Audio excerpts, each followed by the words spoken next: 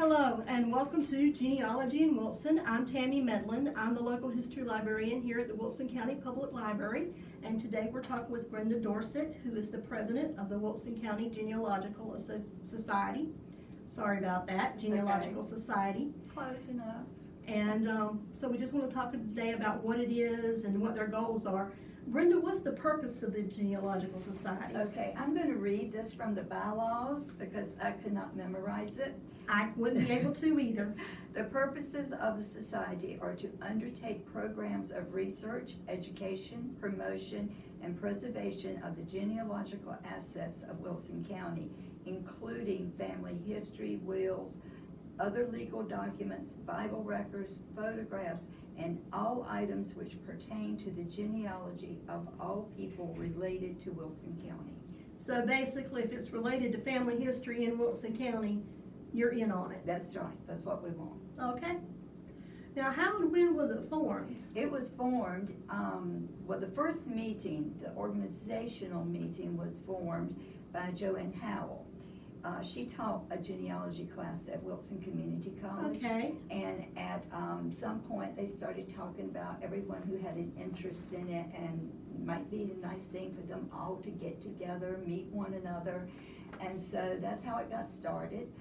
Several of the initial members who attended the first meeting and joined and formed the society are still living and are still members of Wilson County Genealogical Society. Including Ms. Howe? Including Ms. Howe, yes. Okay. Now, how many members do you have right now? I know you're pretty good size. Right now we have 105 members. That is a good size. It's, we're one of the largest anywhere, not Okay. just North Carolina, but across the United States.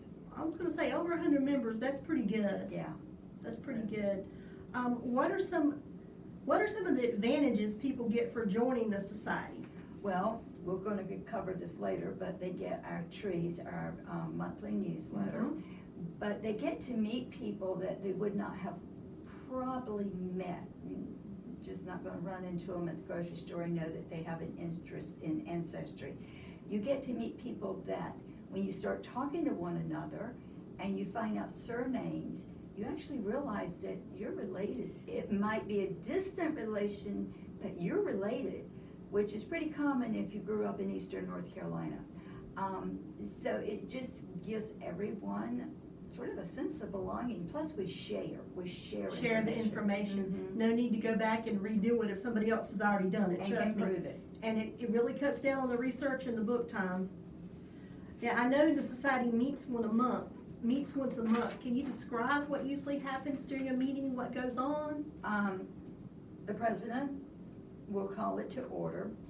We have a short business meeting, which I try to hold to no more than 7 to 10 minutes. We always have a program.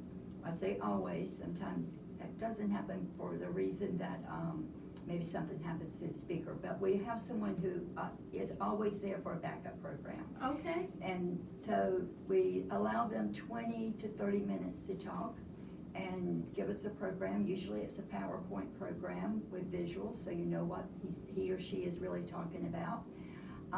After that, we have a question and answer session. Meetings run anywhere from an hour and a half to an hour and 45 minutes. But you can leave if you don't have any questions. So, and then we adjourn the meeting. Hey, that sounds pretty good. It's not too much time and it's always interesting. I've sat in on a few. Yeah. You talked about programs. What types of programs are presented? What are some of the more unusual, or maybe I should say interesting ones you've seen? Well, they're always interesting, but some of them, I wrote down a couple we've recently had, and some of them were a couple of years ago. Recently we had Ed Morris, who is with a museum in Wake Forest, and he gave a program, and he called it I'd Walk 100 Miles for a Camel. And it was a program about Wilson being the largest tobacco producer way back when, and also the history of R.J. Reynolds, who was the tobacco tycoon of North America. A few years ago, Margaret and Jim Bailey gave a program about the Bailey Doctors Museum, and how that, and we had someone from the museum to bring in medical instruments of that era many, many years ago. We bring people in from outside the state also. Connie LaPallo came a few years ago. She is an author. She wrote a trilogy of the Jamestown Bryce and Children. Okay. It is a historic fiction, but there are 3 books, and she came in and gave a program on those books. And let's see what else I have. Roger Camera of Greenville, Pitt County. He came in and gave a story called Forgotten Tales of North Carolina and Unusual Things That's Happened. That's probably one of the more unusual ones, but it was very, very interesting. We laughed a lot in that meeting. Sounds like I wish we'd recorded that one. Yeah. That one sounds pretty good, Well, unusual I'm things. thinking about trying to get him back to redo that program and maybe cover some other things he didn't cover in those 30 minutes. We did a lot of giggling in that meeting. That sounds like something I'd want to go to. Yeah. That sounds something like everybody would want to go to. And I know Mr. Morris also used to be in charge of the search room at the State Archives. Yeah. So he was a very good person to get. He has a lot of knowledge about history. He does. Okay, now, how did you become interested in genealogy? I became interested in genealogy by my grandmother. I moved to Virginia shortly, to the Richmond area, shortly after my marriage. And every time I came home, she would be like, I have a famous grandfather. He's your grandfather too. And he was very famous in Virginia. She told me his name. And she says, you need to look him up while you're there. Now, obviously, he was deceased because she's talking about someone like 11 generations ago. And I was like, okay, Grandma, and I didn't do it into her lifetime. But then one day I was in a museum at a social event, and they had a program on Captain Thomas Pittman of Bacon's Rebellion. There's not one in my generation that's not named Thomas something Pittman in the Pittman line. Well, we didn't have phones then we could take a picture. I couldn't write it down. I went back the next day with my camera and took as many pictures as I could, and that's how I got started. So, and it just blossomed from there. So they had a whole exhibit. They had an exhibit on your ancestry. about Bacon's Rebellion and everyone pretty much who was involved in it.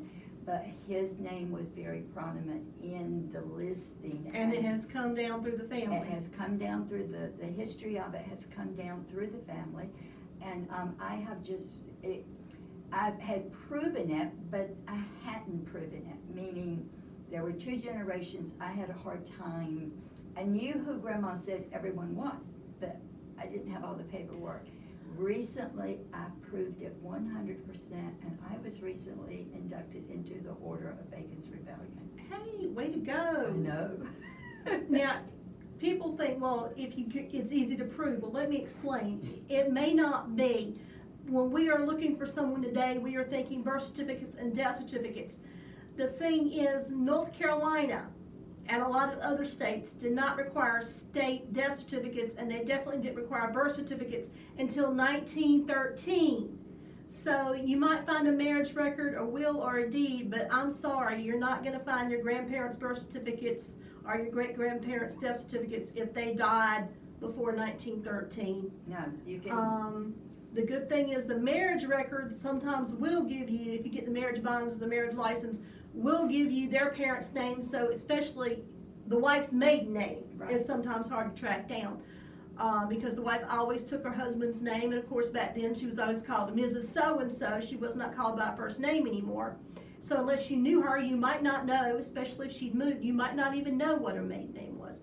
So it's a little bit harder when she's talking about proving it. It's a little bit harder to prove it than you would think than it would be nowadays, even with Ancestry and the other records, because not everything's being uploaded. And being able to read handwriting, Is an art. Is an art with a lot of guesswork, especially if you go back before standardized spelling of the names. Right. So it can get a little bit tricky, but it's fun when you finally do it. It is like the biggest high when you find it. When you finally find it and you prove it, you're like, yes. Yes, yes. And that led me then to prove one of Lieutenant Thomas Pittman Jr., I proved his wife, I found her father's will, and then I have now proved her mother. So it just continues, you never finish. Now, I will tell you another thing you may not realize about genealogy in Wilson. Wilson is kind of a late county. We were not formed until 1855. For the surrounding counties, that makes us kind of late. And what they did is they took Wilson, they took part of Nash, part of Johnston, part of Wayne, and part of Edgecombe. So my family, I'm in Nash, but my grandfather is from Wilson. Well, if I go back before 1855, then I can't look in Wilson records anymore. I'm going to be looking, and they could be living on the same farm, same piece of land. I'm going to have to start looking for records in Edgecombe, Johnston, Wayne, or Nash, because the boundary lines have changed. It was a new county, so the records are in North Carolina are always arranged by county. So if you're in Wilson and you go past 1855, you're going to have to look in one of those 4 counties. We do have records from them, and we do have more that are on microfilm, just so you know, up in the local history room. And we have 2 brand new microfilm readers, so please come use them. Cool. They're big. I love those monitors. They are huge. I haven't seen those. They're big. Oh, that's great. I'll take you up. Now, I know a lot of your people have done work. A lot of your members have done work and had it published. Now, we know Ms. Howe did the cemetery books. This is actually one of them right here. This is volume 4. Mhm. There's 5 volumes. And this is one that I was really interested in. This is by Mr. Robert Boykin, and it's Wilson, historic Wilson and vintage postcards. It turns out there's a lot of postcards with scenes of Wilson on them, and it may be the only place you can find it. We had a Woolworths, and I looked and everything we had, and I could not find a picture of the Woolworth building because the library was located above it at one point. And I flipping through this book, and lo and behold, there's a picture of Woolworths on a postcard. So, and actually it's some pretty good reading too. So if you're interested in Wilson, I highly recommend this. It can be checked out. Historic Wilson and Vintage Postcards by J. Robert Boykin III. And he's still a member. He's still a member, and I'm still doing a lot of work for us. Okay, now let me ask you, it's the Wilson Genealogical Society, but as I said, we came from 4 counties. Can someone who lives outside of Wilson become a member? Yes, they can. In fact, I'm going to read you here. We have 105 members. We have members from Utah, Florida, Virginia, Texas, Georgia, California, South Carolina, Maine, West Virginia, Wisconsin, Pennsylvania, North Dakota, Arizona, Ohio, and Hawaii, along with all of our local members. And of course, there's many members from Nash County and Johnson County. We have a couple of members from Edgecombe County. We have one from Wake County. So within our general locality, we have lots of members, but we have members from across the United States. Well, that is great. So you don't actually have to come to a meeting. No, you don't actually Okay. have to come to a meeting. But these members from out of state love getting our newsletter. And that is called Trees of Wilson. Right. So talk a little bit about that. Well, our members submit articles. They spend many, many hours going through old newspapers, books, anything they can find, just searching online or in the old newspapers. Now we have newspapers.com, which makes it easy to do a search for things. And they submit articles from the beginning of time of Wilson. Because of the counties you mentioned that we were carved out of, they sometimes submit articles from one of those counties because those surnames are very well known in Wilson County. So they also submit lineages that they have proven. We print those occasionally if the member gives us permission, and we always source it. We're not just going to give you this generation, that generation. We show the sources as to how that member proved that. I'll read you a couple of things, some that I thought were one here that is kind of, where did I put it? Here we go. So this church is local, and this was printed in 1912. It says, last evening about 7 o'clock in St. Timothy's Episcopal Church, Miss Leela Barnes, the attractive daughter of Mr. and Mrs. J. Barnes and Professor J. Milton Andrews, were united in marriage by Reverend Martin Ray. The marriage, which has long been expected, was still a surprise, for only a few friends were apprised that it would occur yesterday on account of the opposition of the parents of the young lady. Professor Andrews is a musician holding the position of organist at St. Timothy's. And it goes on to tell about where they're going to live, and that the groom was from Yorkshire, England. So when I read things like this, that just piques my interest. So I had to find out about them. I mean, we don't see things in the paper now that maybe the parents didn't want them No, to get you don't, married. you may know it, but you don't talk Yeah, about it. and there's some about obituaries, which gives, I'm not gonna read those on with a Yeah. video, but they are very graphic about how they died. I mean graphic, that they did back in the late 1800s, early 1900s. But this one really piqued my interest, so I searched them. Well, Professor Andrews came from Ireland. He fled Ireland under King George V, and he arrived in the United States in 1904. In 1906, he was naturalized and became an American citizen, along with all of his siblings. They all fled Ireland. He and Leela lived together until their deaths. They had 5 children. So it's things like that just pique my interest. So I'll take time out, they're not my family, they're not my lineage, but it's interesting, it's history, And you have to understand, back then, you're not gonna have photos in the newspaper, you No. might have a drawing. Now it's like maybe 40-50% words and the rest is images, and back then it was just the opposite. It was like 80% of it was words. So people, if you go reading a newspaper from even the 1950s, even the 1940s, you're gonna find very descriptive language, Mhm. because you have to, they're trying to make you see it in your mind, in your head, because they can't put it in the paper. They just didn't have the technology. No, they didn't. And when you're talking about trees, if you are a member, we do 10 issues a year. I think there are 12 pages of it. And then at the end of say for instance, we just ended 2021, we're in 2022. So in our most recent mailing, we send an index out every year. And thank you for that, because then you can look at that index. And sometimes, if you're trying to prove an ancestor, and you need to prove approximately when they passed away, well, there are ways to do it just using census records. If they don't show up on the next census, you can't find them anywhere. Most likely they are now deceased. But let's say they live 5 or 6 years in between the census. So if you find a name, like I could find the ones I just read about, but some of them you can't find anything on. But if you find where we had a newspaper article, or someone submitted a Bible record or something, that will be in the index. So now if you're applying to some other society and they want to know, I like to really know about when they passed away, or you're trying to figure out who the children of that couple was, did she or he remarry, then you can give this as proof. Okay, that person was living in, 1858 or whatever. We know that, but so they can use it, and the index is tremendous in helping. Because you might find them we know they were alive in 1858, but they're not on the 1860 census. Right. That kind of narrows down the death date or the moving date a little bit. Right. So then if they move to another state, if you can't find them anywhere, then most likely they had passed by that time.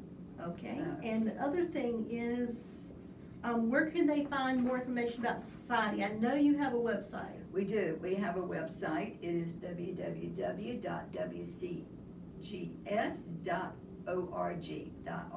You can find information there about when we have meetings. That's posted, and we do our best to keep it updated. Applications to join can be downloaded. You can download them to just print out, mail in with a check, but if not, if you rather just do it online, you can do it through our bookstore. You just click on the bookstore tab and fill out the application and just join that way. Also through the bookstore we sell our books, and anyone who joins by October, the dues are always due January 1st of the year. So anyone who joins, so anytime from January until October, and say they join in July, so they haven't received all of the trees, but they paid a year's membership, because that $20 will pay for through the end of the year. So they will, we will then send them all the issues for that year. All the back issues. All the back issues for that year that they joined in. And we do 10 issues a year. So we don't do one in, I think it's 10 issues a year we do. We don't do August, we don't do July, and we don't do December. Well, let me ask you this. Are the members getting excited or interested? Because I know the 1950 census is supposed to be released fairly soon. Yeah, I think many of them are, you know. Because, well, I know for me, and I'm not giving my age away, but it'll be the first one my parents are listed on. So if you have somebody, or your parents or your grandparents were called a baby boomer, they were born like right after World War II, this is going to be the first census you're going to find them listed on. It's 72 years after the census, so 1950, 2022. Is supposed to be in April, but they're not all going to release it at one time. So I cannot say that North Carolina will be able to be searched on Ancestry or Family Search or Heritage Quest in April. But hopefully within a few months, within 2022, we will be able to search the 1950 census. They give you the statistical data right away. But as far as who lived in the house, who was who, and how old they were, you have to wait 72 years. Right. So I imagine that's going to be the thing a lot of you are interested in next. We are. We're very interested in that. So, and, you know, like I know most of my immediate family that was born and lived during that time. But I do have some family members that moved to entirely different states. Maybe they were in the military and they stayed in Georgia, or they stayed in Texas, and I don't necessarily know their children, so this will now give me, or the names of their children, so this now will, and some of those have passed, so this will now give me that information. My father was one of 11, and this will be the first census. I won't say all the children are at home, but this will be the first census where all his brothers and sisters will be listed, and I can finally get the birth order straight. Exactly. Like I know who that too. I know who the youngest two are, and I found the birth registry. Can't find the birth certificates because you know they're still living, so you can't really access that when someone's still living. But it just says Medlin, and gives the date, and it doesn't say male or female or anything like that. So was it Jackie? Was it Uncle Jackie? Or was it his sister? You know, so it really be the first time I can figure this out, because it'll have the age. Yes, and I can figure out the children age. that maybe you didn't know there was a child. Maybe the child had passed and they just didn't talk about it. Back in that era, if a sibling passed, if it wasn't, or a baby died, you didn't really talk about it. No, and they might even reuse the name. Right, I've seen that happen. exactly. Even in the 1950s and 40s, they did that. So, and that's one of the things I learned in genealogy. I found out my father, there were 13 boys. There was actually a 14th. I did not know that until I started doing what I call cemetery hunting. That's when I found the little headstone. So, there's things, and same thing with my great-grandmother. We did not know she had a child. It's nowhere on census records. But so this new census might show someone and you're like, I've never heard of that child. Let me search it. Let's find out who that sibling was. I was helping someone, and they were looking for a relative, and they found 2 children they did not know about because the children had passed. Right. So as you said, they were not talked about. Well, Brenda, it's been nice talking to you today. Thank you for having me. And hopefully we'll get some more members. It's so. easy to sign up, and the meetings are interested. I've been to a few, and I hope we'll see you again soon. Well, let me tell you, if anybody is interested in our next meeting, which will be March 29th, 2022. Okay. Our program will be on the lethal disease, the Spanish influenza of 1918 through 1919, which is kind of timely considering what we've all just been through. And we will talk about, the speaker will especially be talking about how it affected North Carolina. And 13,000 people died from this flu during that year, which, based in today's world, that might not sound alike, but you're talking a little over 100 years ago. That was a lot. That, if you look at the statistic percentages of how many people lived in North Carolina and how many people died, that was a lot of people. So we're very glad to have this program coming up. Well, anybody with the interest can just go on your website, find out about it, and hopefully you'll get a few more members out of it. Okay, thank you. Okay, thank you for coming today. Thank you for joining us for Genealogy in Wilson.